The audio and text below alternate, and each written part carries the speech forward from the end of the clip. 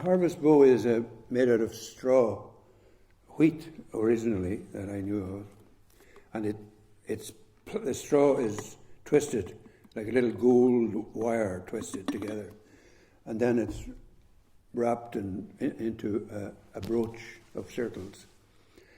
And there are those who say that this custom, which I think has now more or less disappeared, it was a survival of some Indo-European end of season, keep the spirit of the corn for next year, possibly.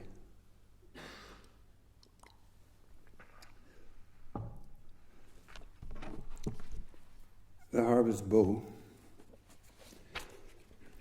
As you plaited this is my father, who never spoke very much, and that's enough of that. He made harvest bows, and it was only after he was he wasn't on this stage. I thought, well, he has a touch of the artist about old Paddy, He made these things. As you plaited the harvest bow, you implicated the mellowed silence in you, in wheat that does not rust, but brightens as it tightens twist by twist into a knowable corona, a throwaway love knot of straw. Hands that aged round ash plants and cane sticks, and lapped the spurs on a lifetime of gamecocks, harked to their gift and worked with fine intent until your fingers moved somnambulant. I tell and finger it like braille, gleaning the unsaid off the palpable.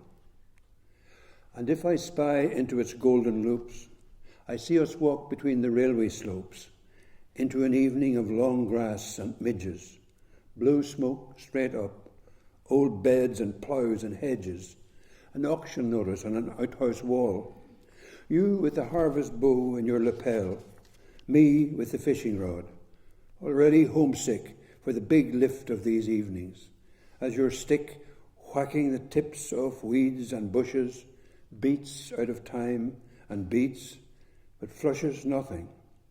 That original town land, still tongue-tied in the straw tied by your hand. The end of art is peace, could be the motto of this frail device, that I have pinned up on our deal dresser like a drawn snare, slipped lately by the spirit of the corn, yet burnished by its passage and still warm. This is, I suppose, in a way, a natural follow-up. It's called A Call, and at the back of it, or at the start of it, or behind the scenes, as it were, there's a medieval play called Every Man, and every man is every man, and as every man being every man, he has to die. And this day, rambling along, and death comes as every man, I have a place for you to go, and he makes all kinds of excuses, and all kinds of people come to try to tell death, no, this chap's already needs to do this or that. No go.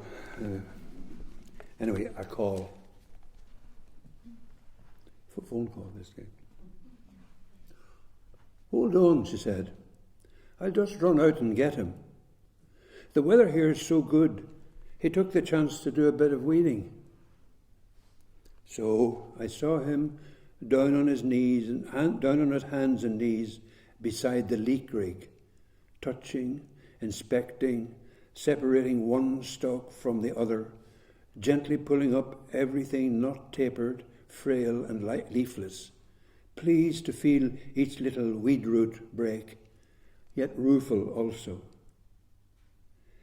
Then found myself listening to the amplified, grave ticking of hall clocks, where the phone lay unattended, in a calm of mirror glass and sun-struck pendulums, and found myself then thinking, if it were nowadays, this is how death would summon every man.